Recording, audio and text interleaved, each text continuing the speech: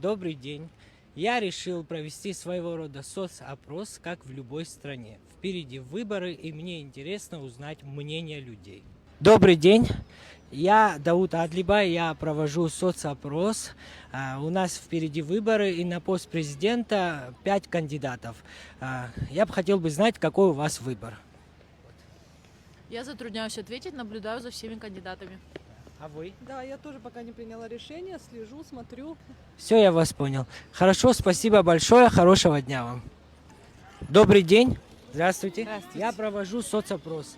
У нас впереди выборы. У нас на пост президента 5 кандидатов. Кого бы вы выбрали? Аршба. Кого? Аршба. А почему вы такой выбор Так сделали? хочу я.